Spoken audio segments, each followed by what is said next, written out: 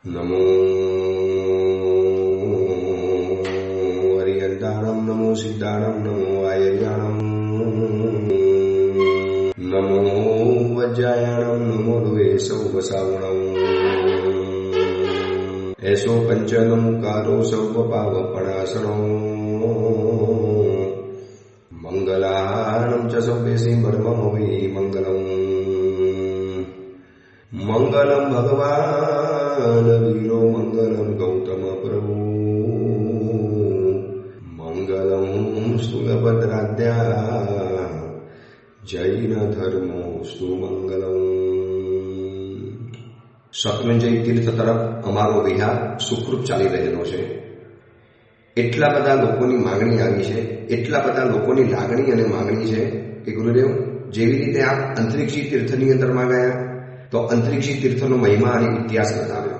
આપ શંખેશ્વર તીર્થની અંદરમાં ગયા તો એનો પણ ઇતિહાસ અને મહિમા બતાવ્યો.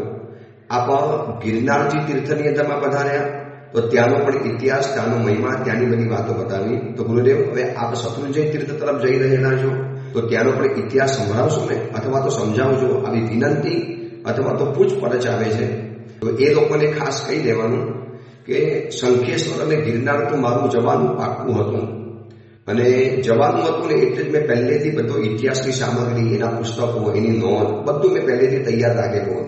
ગિરનાર પણ આવવાનું નક્કી હતું, એટલે છેક ચોમાસા વખતથી મેં ઇતિહાસ વાંચવાનું શરૂ કરી દીધેલું હતું. શત્રુંજય તીર્થની અંદરમાં અમારું આવવાનું કોઈ ફિક્સ હતું નહીં, કોઈ નક્કી હતું નહીં. આ તો ગિરનાર તીર્થની અંદરમાં આવ્યા અને સુરત તરફ જવાનું હતું.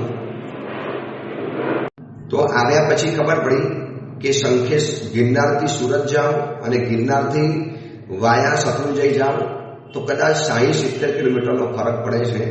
પછી મનમાં વિચાર્યું કે 14 વર્ષથી જે ગિરિરાજના દર્શન નથી થયા, જેના કાંકરે કાંકરે અનંતા જેવો મોક્ષની અંદરમાં ગયા છે, જેના તરફ એક ડગલું ઉપાડો અને ભવકોટી કૃતમ પાપનું સંચી ટોપી વિનશ્યથી, કરોડો ભવના કરેલા પાપ જ્યારે ખતમ થતા હોય એ તારક તીર્થાધિરાજ આટલો નજીકની અંદરમાં હોય અને ક્રોસ કરીને નીકળી જઈએ એટલે અચાનક વિહારનું સુકાન, વિહારનો રસ્તો, વિહારનો રૂટ આખો બદલી નાખ્યો. અને બીજી વાત, શત્રુંજય તીર્થનો ઇતિહાસ એટલો વિરાટ છે, એના 16 ઉદ્ધાર, શત્રુંજય તીર્થનો મહિમા, એના બલિદાન. ધનેશ્વર સુરીશ્વરજી મહારાજ 1.25 લાખ શ્લોક પ્રમાણ બનાવીને ગયા તો પણ ઓછો પડે છે. તો આટલા ટૂંકા સમયની અંદરમાં શત્રુંજય તીર્થનો ઇતિહાસ તો પૂરો નહીં થાય, અને મારે રહેવાનું છે ખાલી ગણીને 9 થી 10 દિવસ શત્રુંજય તીર્થમાં રહેવા માટે મળશે. શંખેશ્વરમાં 20 દિવસ રહ્યો, ગિરનારમાં 22 દિવસ રહેવા માટે મળ્યું. આ તો અચાનક વિહાર નક્કી કર્યો. એટલે શત્રુંજય તીર્થનો મહિમા એટલો બધો તો બતાવવો નહીં આવે, પણ જ્યારે શત્રુંજય તીર્થમાં પહોંચીશ ત્યાંનો મહિમા થોડો ઘણો, ત્યાંની વાતો થોડી ઘણી, ત્યાંની જે પણ મજાની વાતો છે અથવા તો જે જરૂરી વાતો છે એ થોડી ઘણી ત્યાં પહોંચીને બતાવી દઈશ. અત્યારે તો અમારો વિહાર ચાલી રહેલો છે શત્રુંજય તીર્થ તરફ. એમ લાગે છે કે જાણે અમારો એકલાનો છડીપાલી સંઘ નીકળેલો છે. સાધુ જીવનની અંદરમાં છીએ એટલે બધું જ અમારી પાસે હોય. ભૂમિ સંથારી, પાદચારી, એકલ આહારી, સચિત્ત પરિહારી, ઉભયટન પ્રતિક્રમણકારી અને બ્રહ્મચારી, આ બધા જ છરી અમારી પાસે રહેલી હોય છે. એટલે એમ લાગે છે કે જાણે અમારા 5 સમણ ભગવંતોનો એક છરીપાલી સંઘ નીકળી રહેલો છે. અને એક દિવસ આગળ વધતા જાય છે, એક ટંક આગળ વધે છે, એક કિલોમીટર ઓછા થતા જાય છે. અને ગિરિરાજ શત્રુંજય તીર્થને ભેટવા માટેની તમન્ના, ઝંખના, ઉત્સુકતા, ઇંતજાર, પ્રતીક્ષા દિન પ્રતિદિન વધતી જાય છે. ખૂબ ભાવ સાથે સરસ મજાનો વિહાર ચાલી રહેલો છે. ગિરનાર ગિરિવરની સ્મૃતિ અને શત્રુંજય તીર્થની કલ્પના, આ બેની વચની અંદરમાં રમતા રમતા અમારો વિહાર થાય છે. એક ચીજ યાદ આવે છે ગિરનાર ગિરિવરની, એની સવારની પરમાત્માની ભક્તિ, સવારના જે દ્વારોઘાટન થાય ત્યાર પછીનો જે નીરવ સન્નાટો, પછી ધીરે ધીરે ધીરે લોકો આવતા જાય અને દિલ અને રૂવાડા ખડા થઈ જાય એવી સરસ મજાની પરમાત્માનો પક્ષા.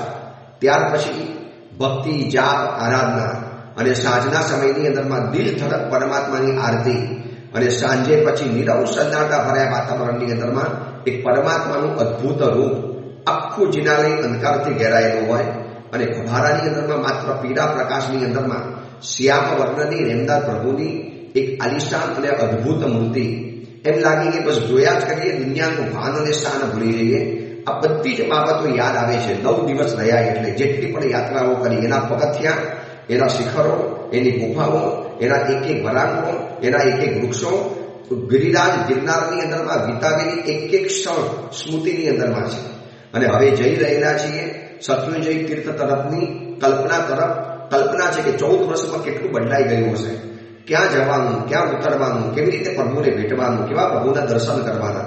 બસ આ સ્મૃતિ અને કલ્પના આ બેની અંદરમાં કરતા કરતા કરતા સરસ મજાનો વિહાર ચાલી રહેલો છે. લગભગ 20 તારીખે, 19 તારીખે પણ પહોંચી જઈએ કદાચ, પણ 20 તારીખે પહોંચવાનું નક્કી છે. મેવાડ ભવનની અંદરમાં અમારી સ્થિરતા રહેવાની છે. ચલો આપણે આપણા પ્રવચનની અંદરમાં આગળ વધતા જઈએ.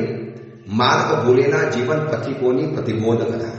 આજથી 1245 વર્ષ પૂર્વે બનેલો 4 પ્રસ્તાવ અને 17,000 શ્લોકોની અંદરમાં ફેલાયેલો આ કુવલયમાલા નામનો ગ્રંથ.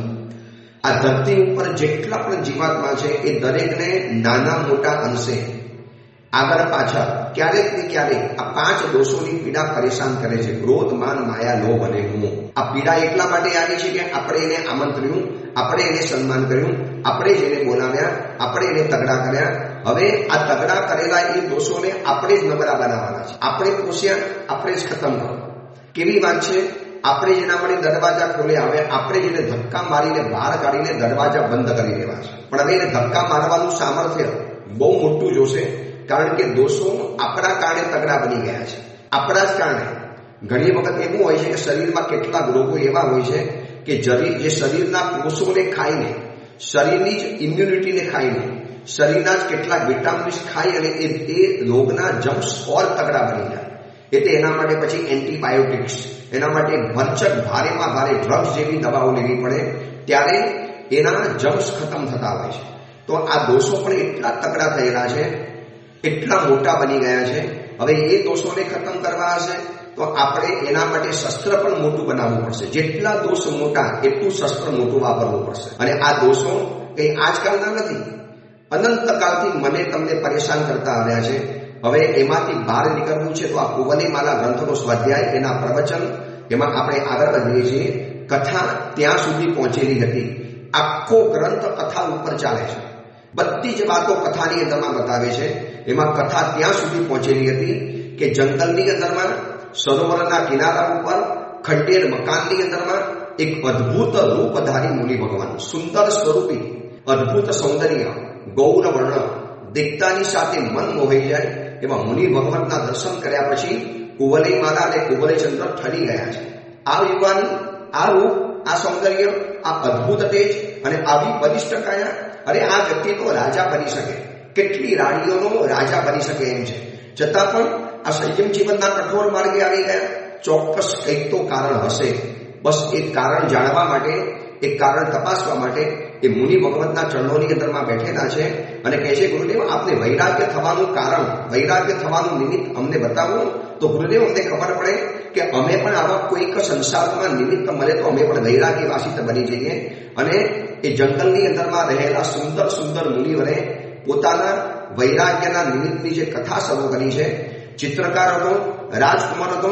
ચિત્રકાર મને બહુ ગમતું હતું અને ઉદ્યાનની અંદરમાં એક ઉપાધ્યાય બન્યા અને ઉપાધ્યાયે આ સંસારનું સર્વશ્રેષ્ઠ ચિત્ર, સંસાર ચક્રનું એને જે પિક્ચર બનાવેલું હતું, અલગ અલગ અલગ અલગ અનુભવો, અલગ અલગ બનાવો, અલગ અલગ પ્રસંગો, વિવિધ જાતિના કેટલાય ચોકઠાઓની અંદરમાં એટલા અદ્ભુત રંગો ભરેલા હતા, એટલા અદ્ભુત સુરેખ ચિત્રો દોરેલા હતા. શ્રી પુરુષના કમનીય શરીર, એના વરાંગો એટલા અદ્ભુત એને અંદરમાં આલેખેલા હતા. અને સાથે મને એક એક વસ્તુનું જે વિવેચન બતાવતા ગયા. ઉપાધ્યાય જે મને મળ્યા છે, આ ચિત્રને દોરનારા જે ઉપાધ્યાય, જે પંડિત, અને એ મને કહે છે કે રાજકુમાર જોઈ લો, આ સંસાર ચક્રનું આ પિક્ચર છે. આ તમે મને જે પૂછો છો ને, આટલું મોટું પિક્ચર છે. તમને જો મારું ચિત્ર ગમ્યું હોય તો આની એક એક બાબતો તમારે જાણવા જેવી છે. અને દરેક વાતો બતાવતા બતાવતા બતાવતા ત્યાં સુધી બતાવે છે કે રાજકુમાર જોઈ લો, આ સંસારની અંદરમાં રહેનારી પ્રત્યેક વ્યક્તિ દુઃખી છે. પ્રત્યેક વ્યક્તિને એક નાનકડો પ્રોબ્લેમ, એક સમસ્યા, એક તકલીફ, એક અંદરમાં એક ટીસ, એક પીડા, એક દર્દ, ચાહે દુનિયાનો કોઈ પણ વ્યક્તિ હોય, દુનિયાની કોઈ પણ વ્યક્તિ હોય, કરોડપતિ હોય, અબજપતિ હોય, રાજરાણી હોય, વડાપ્રધાન હોય, રાષ્ટ્રપતિ હોય કે પછી ન્યાયાધીશ હોય કે વિશ્વને હલાવનારો કોઈ પણ માંધાતા હોય, ફૂટબોલ પ્લેયર હોય, નેતા હોય, અભિનેતા હોય, રાજકારણી હોય, ક્રિકેટર હોય, કોઈને પણ લઈ આવો, દરેકની પાસે જીવનની એક સમસ્યા છે અને એ સમસ્યા આ સંસારની સાથે જોડાયેલી છે. જો કુંવર મેં બધી સમસ્યાઓના એક એક પિક્ચર બનાવેલા છે અને પિક્ચર બતાવતા બતાવતા એ ઉપાધ્યાય એ રાજકુંવરને સૌથી ખતરનાક પિક્ચર બતાવે છે મોતનું. આ મોતનું પિક્ચર એટલું ખતરનાક છે ને કે જ્યારે મોત આવવાનું છે, મોત આવી રહેલું છે અથવા તો મોત મારું ગમે ત્યારે આવવાનું છે, આ વિચારીને માણસ જ અડધો પાગલ થઈ જાય છે. મોતનો આટલો ડર કેમ આટલા બધા મોતથી ગભરાવાનું કેમ આટલા બધા ડરવાનું? હું તમને કહું, ઉત્તરાધર સૂત્રની અંદરમાં એક મજાની વાત લખેલી છે. મોત એ પરીક્ષા છે અને પરીક્ષાથી એ જ ગભરાય, એ જ ડરે, પરીક્ષાથી એ જ બીવે કે જે વિદ્યાર્થીએ પરીક્ષાની પૂરતી તૈયારી ન કરી હોય, અભ્યાસ સમયની અંદરમાં જેને પૂરતી તૈયારી કરી હોય, પુસ્તકો વાંચેલા હોય, નોંધ લખેલી હોય, એક એક વસ્તુઓ દિમાગની અંદરમાં યાદ રાખેલી હોય, જૂના પેપરો બધા જ વાંચીને હવે નવા સવાલો કયા આવશે એનો બરોબર સામનો કરવા માટે તૈયાર બેઠેલો હોય, એ વિદ્યાર્થી પરીક્ષાથી ડરતો નથી. કોઈ કે ભૈયા એક્ઝામ આવી, પરીક્ષા આ ગઈ, આને તો તૈયાર હું, આઈ એમ રેડી, બધું જ મારી પાસે તૈયાર છે, બસ પેપર આપવા દો, ફટાફટ પેપર લખીને તૈયાર કરી દઈશ. તો જે વિદ્યાર્થીએ અભ્યાસ સમયની અંદરમાં પૂરતી મહેનત કરી છે એને પરીક્ષાનો કોઈ ડર નથી લાગતો. તો મોતની પરીક્ષાથી ડરવાનું કેમ ગભરાવાનું? કારણ કે અભ્યાસમાં લોચા મારેલા છે. આ જિંદગી એ અભ્યાસ છે. સહન કરતા જાઓ, ચલાવતા જાઓ, આડું અવળું થાય એને સ્વીકારતા જાઓ. બધી ઈચ્છાઓ તમારી ઈચ્છા પ્રમાણે પૂરી ન થાય, બધું આપણે લખેલું પ્રમાણે ન થાય, બધી આપણી ડિમાન્ડો પૂરી ન થાય. મોત વખતે વિજય પ્રાપ્ત કરવો છે તો જિંદગીની અંદરમાં મોત સમયની પીડાનો અભ્યાસ કરતા જાઓ. એટલા જ માટે માસક સમયને મૃત્યુંજય તપ કહેવાય છે. કેમ કહેવાય છે મૃત્યુંજય તપ? મોત વખતે જે પીડા થાય એવી પીડા આ 30 દિવસની અંદરમાં ભૂખ્યા રહેવાની અંદરમાં વ્યક્તિને થાય છે. તમે વિચારી લો, 30 દિવસ સુધી માત્ર ને માત્ર ગરમ કરેલું પાણી, ઓનલી બોઇલ્ડ વોટર, આ સિવાય કશું જ નહીં. અને 30 દિવસ આ રીતે વાપરવાનું. 60 દિવસ 80 દિવસ પછી આગળ છે ને પેટ કેવાઈ જાય. પણ 30 દિવસની અંદરમાં જે ચરમ કક્ષાની જે ભૂખ લાગે, શરીરનું એક એક અંગ અસ્તિત્વ રૂમાળું ભોજન માંગતું હોય, શરીર થાકી ગયું હોય, નીચોવાઈ ગયું હોય, આંખો ઊંધી ઉતરી ગઈ હોય, પેટ ક્ષીણ બની ગયું હોય, શરીરની ચરબીઓ ઓગળી ગઈ હોય અને એ સમયની અંદરમાં જે ભોજનની જે તલબ, જે થોડી ઘણી જે વેદના અને પીડા થતી હોય છે, આ પીડા ઉપર વિજય પ્રાપ્ત કરવો એનું નામ છે મૃત્યુંજય તપ. કેમ ભગવાને આપણે આ તપસ્યાઓ બતાવી, આ ત્યાગ બતાવ્યો, થોડું સહન કરવાનું બતાવ્યું? કારણ કે મોત વખતે આ બધું જ આપણને બહુ કામ લાગશે. એવો શરીરમાં રોગ આવી ગયો કે જેમાં અઠવાડિયા સુધી આપણને કશું વાપરવા પણ નહીં મળે, ખાવા પણ નહીં મળે. આજે હું તમને એક વાત કરું, આજનો દિવસ મારા માટે આમ જોવા જઈએ તો દુઃખનો પણ દિવસ કહેવાય અને આમ જોવા જઈએ તો ગૌરવનો દિવસ કહેવાય. આજના દિવસે મારા પૂજ્ય પિતાજી મહારાજ પન્યાસ પરવર્ષી કૈવલ્ય બોધિવિજયજી મહારાજ આજના દિવસે મહેસાણા મુકામની અંદરમાં કાળ ધર્મ પામેલા હતા. એ આજે મારા પૂજ્ય ગુરુદેવની પુણ્યતિથિ છે. પન્યાસ પરવર્ષી કૈવલ્ય બોધિવિજયજી મહારાજ મારા પિતાજી મારા સંસારી પક્ષે અને દીક્ષા જીવનની અંદરમાં મારા ગુરુદેવ સંસારી નામ હતું કેડભાઈ, પૂરા પરિવાર સાથે દીક્ષા લીધી. અમે બંને ભાઈઓ, બે બહેન, માતાજી, આખો પરિવાર આ અમારો અને એ સિવાયના બીજા પરિવારની અંદરમાં એમની કથા મેં તમને ઘણીવાર પ્રવચનમાં બતાવી છે. એમની જિંદાદેવી, એમની હિંમત, એમની તપસ્યાનો રાગ. મહેસાણા પહોંચ્યા ત્યાં સુધી ખબર નથી કે શરીરમાં કોઈ આવો ભયંકર રોગ ફાટી નીકળવાનો છે. ખાલી પેટમાં ભયંકર દુખાવો. ડોક્ટરને બતાવવાની અંદરમાં ગયા અને ડોક્ટરે કીધું કે સાહેબ તમને તો આ ભયંકર રોગ થયેલો છે. કોઈ વાંધો નહીં, હવે તમને 7 દિવસ ભોજન નહીં મળે સાહેબ, તમારા પેટની અંદરમાં અમારે ઓપરેશન કરવું પડશે, એમાં 7 દિવસની અંદરમાં બધો કચરો ખાલી કરવો પડશે, 7 દિવસ પાણી પણ નહીં અને ભોજન પણ નહીં. અને એ વખતે હું ચિંતાની અંદરમાં આવી ગયો. ત્યારે મારા પિતાજી ડોક્ટરને કહી દે, કોઈ વાત નહીં, 7 દિવસ નહીં, મહિનો પણ કહી દેજો, મેં માસક શ્રવણ કર્યું છે, વર્ધમાન તપની 108 ઓળી પરિપૂર્ણ કરી છે, સિદ્ધિ તપ કરેલો છે, 120 અઠ્ઠમ કરેલા છે, મને કોઈ તકલીફ નથી. તમે 8 દિવસ કહેશો ડોક્ટર સાહેબ. જ્યારે 4 કરી ગયા ત્યારે ડોક્ટરે મને એમ કીધું કે મહારાજ આ તમારા પિતાજી હતા કોઈ મજબૂત કાઠીના માણસ હતા. મેં કીધું મજબૂત કાઠીના એટલા માટે હતા કે એમને પોતાના જીવનની અંદરમાં આ તપસ્યાની ટેવ રાખી છે. જે વ્યક્તિ તપસ્યાથી ટેવાયેલો નથી, જે વ્યક્તિએ 24 કલાક ખાવાનું જ કામ કર્યું છે, ન બેસનું કર્યું, ન એકાશનું કર્યું, ન આમિલ કર્યા, ન ઉપવાસો કર્યા, ન અઠ્ઠમ કર્યા, ન સિદ્ધિ તપ કર્યા, ન માસક શમન કર્યા, ન અઠ્ઠાઈ વગેરે કરી, ન કોઈની તપસ્યા કરવા તૈયાર થાય, ન કોઈ પાયો વગેરે નાખવા તૈયાર થાય, ન નવપતની ઓલીની અંદરમાં નવ આમિલ કરવા તૈયાર થાય, એનું શરીર મોતના સમયની અંદરમાં ઝઝૂમવા માટે તૈયાર થયેલું નથી હોતું. કારણ કે મોત વખતે ભૂખ્યા પણ રહેવું પડશે, ગરમી પણ સહન કરવી પડશે, ઠંડી પણ સહન કરવી પડશે, શરીરમાં ભયંકર દહાજળ જેવી પીડા પણ થઈ રહી હશે. આજના દિવસે મારા પિતાજી કાર કરી ગયા છે, એમની સમાધિનો હું સાક્ષી છું. એમને 8 દિવસ, ડોક્ટરે 7 દિવસ કીધેલા હતા, પણ છેલ્લા 8 દિવસ કાળ ગર્ભ કર્યા, એનો 8મો દિવસ હતો. આજના દિવસે સવારે મહેસાણાની હોસ્પિટલની અંદરમાં ડોક્ટર સંજયભાઈ મહેસાણાના છે, એ પણ બાજુની અંદરમાં ઉભેલા હતા. બધાની દેખરેખમાં હું પણ બરોબર એમની આંખની સામે હતો. પ્રાણ કેવી રીતે જાય, વ્યક્તિની આંખ કેવી રીતે વિચાય, મેં મારી નજરો નજર નિહાળેલું છે. બિલકુલ સહજ રીતે મોત. મોટો રોગ હતો, ઓપરેશન થઈ ચૂકેલું હતું. 8મા દિવસે ડોક્ટર ટ્રાય કરવાના હતા કે થોડું ઘણું પાણી આપણે આપીએ. 7 દિવસના ટોટલી 24 ઉપવાસ, છતાં પણ કોઈ પીડા નહીં, કોઈ તકલીફ નહીં. કેમ? કારણ કે તપસ્યાથી ટેવાયેલા છે, તો મોત સામે વિજય પ્રાપ્ત કરી શક્યા છે. આ સંસાર ચક્રની અંદરમાં મોતનું પિક્ચર બહુ મોટું બતાવેલું છે. ઉપાધ્યાય આ મુનિ ભગવાન કુંવરેચંદ્ર કુંવરને કહે છે કે મોતથી લોકો એટલા માટે ડરે છે કે કારણ કે એને પોતે અભ્યાસ નથી કર્યો. સાધના એ અભ્યાસ છે અને મોત વખતની સમાધિ એ પરીક્ષા છે. જે વ્યક્તિએ સાધના નથી કરી, જે કે ઉપવાસમાં નથી માનતો, આમિલમાં નથી માનતો, શેના માટે કરવાનું? બધું ખાવાનું મળ્યું છે, કેમ ભૂખ્યા રહેવાનું? સબ કુછ ખાને કો મિલા હે, ક્यों ભૂખા રહેના, ક્यों છોડ દેના? અરે એટલા માટે છોડવાનું છે કે દોસ્ત, કે આવતીકાલે મોત વખતે એવો રોગ આવશે જ્યારે ભોજન નહીં આપી શકાય, જ્યારે તને એક પાણીનું ટીપું પણ નહીં મળી શકે. તારે એ સમયની અંદરમાં તું શું કરીશ? મારા પિતાજી પાસે કેમ ઝઝૂમી શકે આ રોગની સામે? કેમ 7 દિવસ બડી મસ્તી કે સાથ, પ્રસન્નતાની સાથે કેમ એમને ગુજારી શક્યા છે? કારણ કે એમને જિંદગી પર સાધનાની પ્રેક્ટિસ કરેલી હતી. માસક શમન કર્યા, 120 અઠ્ઠમો કર્યા. અરે દીક્ષા લીધા પછી 15 લાખથી વધુ તો ખમાસના આપેલા છે. જે દેરાસરમાં જાય, જે જગ્યાની અંદરમાં જાય, દરેક જગ્યાની અંદરમાં ઉભા 3 ખમાસના આપવાના. જેને સાધનાનો અભ્યાસ નથી કર્યો, એ વ્યક્તિને મોત વખતની સમાધિની પરીક્ષાની અંદરમાં ફેલ જવું પડે છે. અત્યારથી સાધના શરૂ કરી લો. આ સંસાર ચક્ર, એમાં જે મૃત્યુની જે આખો એક ચેપ્ટર આવે છે, અલગ અલગ વિભાગ છે આ સંસાર ચક્રની અંદરમાં. એમાં એક વિભાગ આપણે અત્યારે મૃત્યુનો ચાલે છે, જે આપણે ગઈકાલે મહાત્માએ શરૂ કરેલો હતો. કુંવરેચંદ્ર કુંવરને બતાવે છે કે જોઈ લો, આ એક જણની અત્યારે સ્મશાન યાત્રા નીકળી રહેલી છે. સ્મશાન યાત્રાની અંદરમાં આગળ પાછળ ડાભુઓ ચાલે છે, હાથની અંદરમાં તૂટેલી ડોળી છે, આગળ ડાભુનું ઘાસ લઈ ગયેલા છે.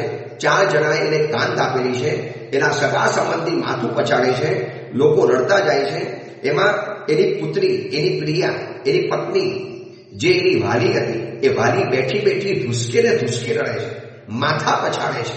આ જ સજ્જાઈની અંદરમાં અદ્ભુત વાત લખેલી છે. સગીરે નારી એની કામિની, ઊભી ટકમગ જોડે, એનું રે કાંઈ ચાલે નહીં, બેસી ધુસકે રોડે. જ્યારે યમરાજાનો જ્યારે પંજો પડે છે ને, ત્યારે દુનિયામાં કોઈનું નથી ચાલતું, તીર્થંકરનું પણ નથી ચાલતું. યાદ કરો પરમાત્મા મહાવીરને. પ્રભુ મહાવીરને ઇન્દ્ર મહારાજા કહેવા માટે આવ્યા હતા, પ્રભુ એક ક્ષણનું આયુષ્ય વધારી શકો? પ્રભુ એક ક્ષણનું આયુષ્ય. ભસ્મગ્રહને આપ એકવાર નજર નિહાળશો તો પ્રભુ 2000 વર્ષ સુધી આ શાસન પીડાની અંદરમાં નહીં આવે. પ્રભુ આ ભસ્મગ્રહ બધું ભસ્મ કરી નાખશે. ઇન્દ્ર મહારાજાને પ્રભુએ કહી દીધું, હું મોત સુધારી શકું છું, મોત વધારી નથી શકતો. તીર્થંકરની પણ તાકાત નથી કે મોત વધારી શકે. આયુષ્ય જેટલું છે એટલું જ રહેવાનું છે. ઇન્દ્ર મહારાજા કોઈ ચિંતા નહીં કરતા. ભવિષ્યવક્તાના જે લેખ લખાયેલા છે એમાં કોઈ ફેરફાર નથી થતો. તો મોત તો આવવાનું છે. આ સંસાર ચક્રનું આ મોતનું ચેપ્ટર આપણને મોત માટે તૈયાર કરે છે. મરણે કી સજ્જા ભયા. કલિકા સમગ્ર હેમચંદ્રાચાર્યજીના શિષ્ય હતા કુમારપાલ રાજા, અને કુમારપાલ રાજાને અંતિમ સમયની અંદરમાં અજયપાલ તરફથી ઝેર આપવામાં આવ્યું. રગની અંદરમાં ઝેર પસરી ગયું. શરીરના એક અંગ ઉપાંગની અંદરમાં ઝેરની કાતિલ અસર થઈ ગઈ. શરીર જલે, બરે, દાહજળ થાય. અને કુમારપાલ સમજી ગયા કે મને ઝેર અપાયું છે, એમને કીધું જાઓ મારા ખજાનાની અંદરમાં એક ઝેર ચૂસનારો મળી છે, લઈ આવો. એ લેવા માટે ગયા. સાહેબ પહેલેથી પ્લાન થઈ ગયો છે. ખજાનચીને ફોડીને એ ડાયમંડ હીરો તો પહેલેથી ચોરી નાખેલો છે. હવે કુમારપાલ રાજાને પૂછે છે બહાર મંત્રી સાહેબ શું કરવાનું? મરણેની સજ્જા ભાઈ, હવે હું મરવા માટે તૈયાર છું. 18 દેશનું સામ્રાજ્ય, રાજાપણું, આ બધું જે હતું તે હતું, ભોગ્યું ત્યાં સુધીની અંદરમાં. મરતી વખતે આ રીતે સહજતાથી જાણે કે વસ્ત્ર ઉતારતા હોય, જૂના વસ્ત્ર ઉતારવા અને નવા વસ્ત્ર પહેરવા એ જેટલી સાહજિક ઘટના છે એટલી સાહજિક ઘટના જો મોત માટે બની જાય ને કે જૂનો જન્મ છોડવો અને નવા જન્મ માટે મારે તૈયાર થઈ જવું, તો છે ને આપણે મોતની સામે ઝઝૂમી શકીશું, મોતની સામે વાત ભીડી શકીશું. વરના તમે જુઓ જ્યાં મોતની વાત આવે છે ને લોકો પોકાર પાડે, રડે, ચીસ પાડે, લોકો હાહાકાર મચાવે, લોકોની આંખની અંદરમાંથી આંસુની ધાર ચાલતી જાય. તો મોતને સમજવા માટેનું આ સંસાર ચક્રનું પિક્ચર છે. અને રાજકુમાર કુંવલી માલા અને કુંવલી ચંદ્ર કુંવરને મુનિ ભગવાન કહે છે કે જોઈ લો આ સંસારની અંદરમાં સ્મશાન યાત્રા ચાલી રહી છે. એની પ્રિયા રડે છે, માથા પછાડે છે. અને પ્રિયા રડતી રડતી ચિતાની પાસે બેસીને એમ કહે છે કે હવે પતિની અમે સુખ ભોગવતા હતા, શરીરના સુખ ભોગવતા હતા, હવે મારી સાથે કોણ મારું રહેવાનું છે? અને એ વખતે એમનો પુત્ર પણ બચારો રડી રહેલો છે. એની માતા પણ મૂર્છા પામીને રડી રહેલી છે. એની સાથે મેં સ્નેહ પીણા પીધા, એની સાથે મેં નાનીથી મોટી ઉંમર સુધી એને મેં મોટો કર્યો અને દીકરો છોડીને ચાલી ગયો. આ બાજુ એના પિતાજી, એના પુત્રો પણ રડે છે, પિતાજી ચાલી જવાના. હવે પિતાજી વગર અમારું શું? અમને કોણ સંભાળશે? અમને કોણ બચાવશે? કોણ અમને આગળ વધારશે? દીકરી પણ રડે છે. બધા ખાલી રડી શકે છે, આ સિવાય કશું જ નથી કરી શકતા. એક વૈરાગ્યની સજ્જાઈની અંદરમાં લખ્યું છે સબુ તારું કોણ સાચું રે આ સંસારીયામાં. આ કોણ સંસારની અંદરમાં સબુ છે? અને પછી આ લખ્યું છે વાલા તે વાલા શું કરો, વાલા વેરાવી વરસે. ભાઈ તમે વાલા શું કરો છો? આ મારો બહુ વાલો છે, એ મુझे बहुत प्रिय है, એ તો મેરા હૈ. ભાઈ વાલા કરો છો તમે, એ વાલાને વાલ કર્યું, તમે એનું મોત દઈ શકશો? તમે એટલા માટે બની શકશો? દરેકને પોતાના મોતે મરવું પડે છે, દરેકને પોતાના રોગોને સહન કરવા પડે છે. વાલા તે વાલા શું કરો, વાલા વેરાવી વરસે, વાલા તે વન કેરા લાકડા જે સાથે જ વરસે. ભાઈ વાલા તો જંગલના લાકડા છે જે એની સાથે ભસ્મ બની જવાના. કોઈ ચિતામાં કૂદી પડવાનું? ચિતાની પાસે બેસીને ધુસકે સગી કામીની રડશે, પત્ની રડશે, પુત્ર રડશે, દીકરીઓ રડશે, માતા પિતા રડશે, ભાઈઓ રડશે, સગા સંબંધીઓ રડશે, પણ કોઈ એમના માટે આટલું નથી કરવાના. બહુ તો 2-4 દિવસ યાદ કરશે, આંસુડા પાડશે, એમના માટે મહોત્સવ કરશે, એનો ફોટો ઘરમાં લગાવી દેશે, રોજ ધૂપ દીપ કરશે અને વળી પાછી પોતાની સંસારના રૂટીનની અંદરમાં આવી જવાના. એમને પણ આવું જ પડે એમ છે, મજબૂરી છે, શું કરશે? યુવાન દીકરો ગુજરી ગયા પછી પણ આ જ હાલત થવાની છે. મેં તમને બતાવેલું હતું ને કે લગ્ન કરવા માટે અમદાવાદમાં તૈયાર થયેલો 26 વર્ષનો જૈન પરિવારનો યુવક અને લગ્નના દિવસે જ પ્રાણ પંખીનું ઉડી જાય. એના માતા પિતાને કેટલો સદમો, કેટલો આઘાત, કેવી અંદરમાં વ્યથા હશે, પણ શું કરે, કરવું જ પડે એમ છે. ગયા વર્ષે અમે વિહાર કરતા જ્યારે મહારાષ્ટ્રની અંદરમાં ગયા ત્યારે જાલનાની બાજુની અંદરમાં એક નાનકડું ગામ છે, સંભાજીનગરની બાજુની અંદરમાં વિહાર સેવા માટે ગયેલો એ યુવક માત્ર 21 થી 22 વર્ષનો યુવક છે અને તેરાપંથી સમળી ભગવંતોની સાથે વિહાર કરવા માટે ગયેલો. ઉપાસેમાં જઈને મૂકી પણ દીધા અને ઉપાસેમાં મહાત્માઓ માટે લાઈટ કરવાની અંદરમાં ગયો તો કનેક્શન છૂટું હતું એટલે વાયર પકડવા ગયો અને વાયરનો કરંટ લાગ્યો. ત્યાં છોકરો ઝાટકો એટલો મોટો લાગ્યો કે ત્યાં દીકરો ગુજરી ગયો. હવે તમે વિચારી શકો છો, વિહારમાં મૂકવા માટે ગયેલો દીકરો છે, 8 કિલોમીટર ચાલીને ગયો છે, આછો આવ્યો તારે લાશ પાછી આવી છે.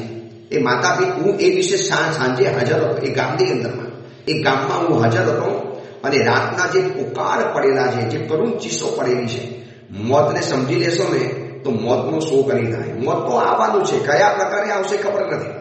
આ સંસાર ચક્રની અંદરમાં મોતની વાતો બતાવીને આપણને પ્રિપેર કરે છે, આપણને મેન્ટલી તૈયાર કરે છે કે દોસ્ત મોત તો આવવાનું છે, મોતથી ભાગીશ ને.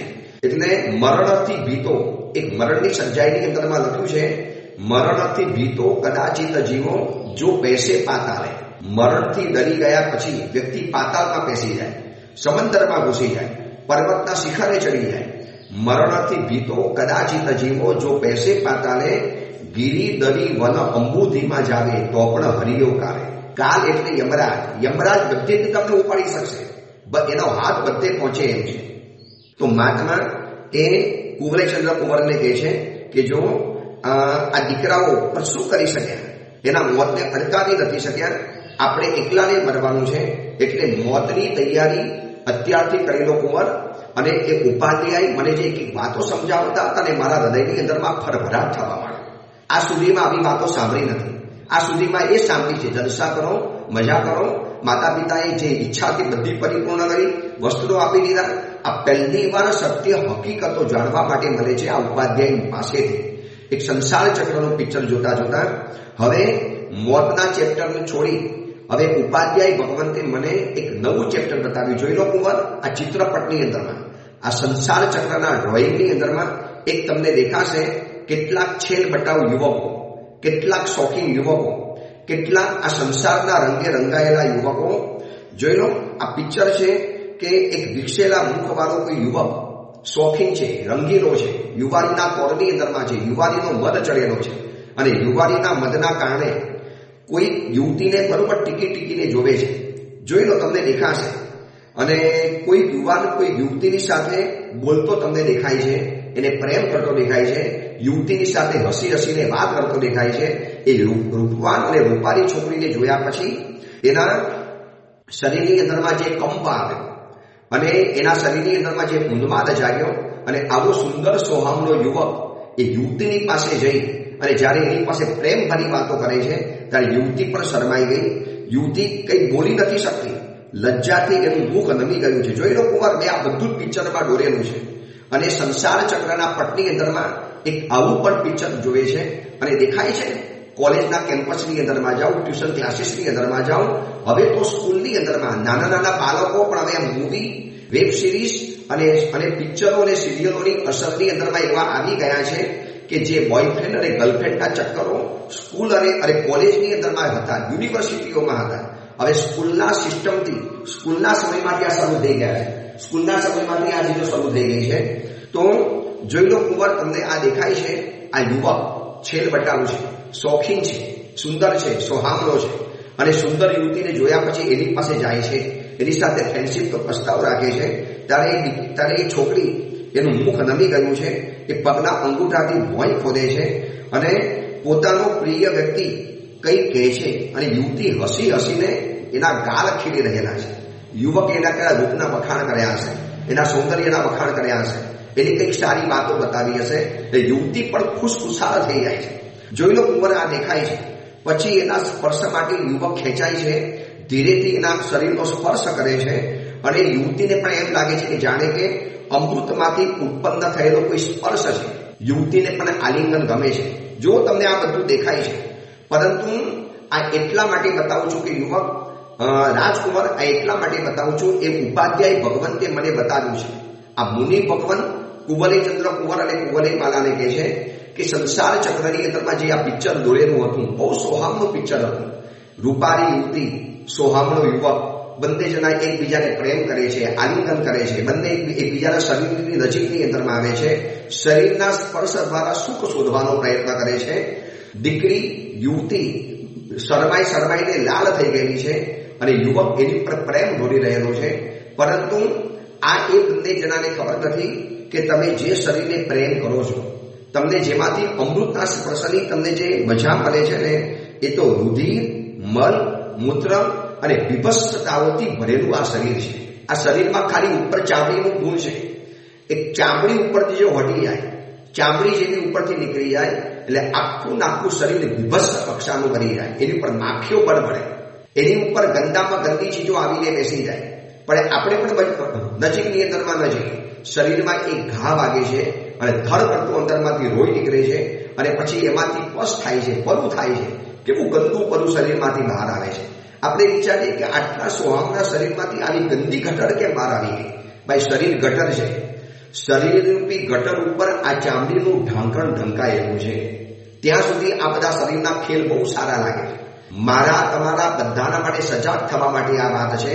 કુવલેમાલા આ સંસાર ચક્રનું ચેપ્ટર બતાવી અને આપણને સાવધાન કરવા માટે માગે છે કે તમે તમારા પત્ની સિવાયના બીજા વ્યક્તિઓના શરીરમાં જે સુખ શોધવા માટે જાઓ છો ને ભાઈ, એ તો મલમૂત્રથી ભરેલું છે, રુધિરથી ભરેલું છે, અંદરમાં ગંદકી ભરેલી છે, અંદરમાં વિષ્ટા અને પેશાબ ભરેલો છે, અને તમે એને અમૃતનો સ્પર્શ માનો છો. ઉપરથી તમને બધું સારું લાગે છે, પણ ભીતરમાં તો ગંદકીનો ગંડવાડ ભરેલો છે. આવા અપવિત્ર મલવાળા સ્થાનને કોઈ પુરુષ હાથથી સ્પર્શ કરે? કોને આવો સ્પર્શ કરવાનો ગમે? પરંતુ પંડિત પુરુષોએ આ શરીરને અશુચિ અને મહાપાપ કરનારું બતાવ્યું છે. આ શરીર એટલે મોટું પાપનું સાધન છે. જોઈ લેજો, આ શરીર છે માટે બધા પાપ આવ્યા ને. શરીર છે માટે વસ્ત્ર આવ્યા, શરીર છે માટે ઘર આવ્યું, શરીર છે માટે ગાડી આવી, શરીર છે માટે લાઈટો આવી. આ શરીર જ ન હોત ને તો આ સંસારની અંદરમાં લાખો, કરોડો, અબજો અને અસંખ્ય ચીજો ઓછી થઈ ગયેલી હોત. આ શરીર છે માટે બધી વસ્તુઓ આવે છે. શરીર ન હોય તો શું આવવાનું હતું? આ શરીર છે માટે આ બધી પંચાલ ઊભી થઈ ગઈ છે. શરીર છે માટે આયનો આવ્યો, માટે વાર આવ્યા, વારને ઓઢવાનો કંકો વગેરે આવ્યો, એના માટે સાબુ આવે, એના માટે બાથરૂમ આવે, એના માટે સોપ વગેરે આવ્યા. કેટલી બધી વસ્તુઓ આ શરીરની સાથે જોડાઈ ગઈ છે. તો ઉપાધ્યાય ભગવંત મને કહેતા હતા કે રાજકુમાર, આ શરીર પાપનું સાધન છે, શરીર અશુચિથી ભરેલું છે, છતાં પણ જોઈ લો આ યુવકો કેટલા મોટા પાપ કરી રહેલા છે. પરસ્ત્રીનો સ્પર્શ કરે છે લગ્ન પહેલા, જે હજી એમને લગ્ન પહેલા આ અધિકાર નથી મળ્યો. આ લગ્ન પહેલા એમને કોઈ સ્ત્રી સાથે વિષય સુખોનું સેવન કરવાનો, સ્ત્રી સુખનું સેવન કરવાનો અધિકાર નથી મળ્યો, અને અનધિકૃત ચેષ્ટા કરી રહેલા છે. અને પાછા એને અમૃતની બુદ્ધાઈ માને છે.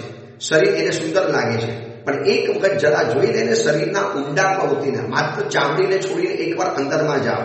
એટલે ફોટાની નજરથી જોશો તો શરીર બહુ સુંદર દેખાશે, પણ એક્સરે નજરથી જોશો ને તો શરીરની અંદરમાં રહેલી ગંદકી દેખાશે, પારાવાર ગંદકી દેખાશે. માટે તો મહાપુરુષો અપ્સરાઓના વચની અંદરમાં પણ અડોલ રહ્યા. અને આપણા જેવા એક નાનકડું સામાન્ય રૂપ આવી ગયું, અને આપણે જો સ્પેલબાઉન્ડ થતા હોઈએ, આપણે જો ગબડી પડતા હોઈએ, આપણે જો હારી જતા હોઈએ. સિંહ ગુફાવાસી મુનિ સિંહની ગુફાની અંદરમાં બાજુમાં રહીને 4 મહિના 24 ઉપવાસ કરી શક્યા, પણ કોસા વેશ્યાના રૂપને જોયા પછી આખાના આખા સ્પેલબાઉન્ડ થઈ ગયા, આમ હારી ગયા, ગબડી પડ્યા, સ્લીપ થઈ ગયા, અને મુનિ ભગવંતે સંયમ જીવન છોડવા તૈયાર થઈ ગયા. તો એ વખતે જો વિચાર્યું કે શરીર તો ગંદકીનો ગાળવો છે, આ તો લજ્જાભાઈ કીડા છે, આ કીડા જાહેર પણ નથી કરી. કેટલી બધી શરમજનક કીડા છે. કોઈ જોઈ લે તો આપણને શરમ આવે, કોઈના દીકરા આપણે નથી કરી શકતા, છતાં પણ એ ઉશ્વાસ લે છે, શ્વાસ લે છે, ધ્રુજે છે, આંખો બંધ કરી લે છે, દીર્ઘ શબ્દ કરે છે, પછી દીર્ઘ અને તીક્ષ્ણ હુંકારા રાખે છે.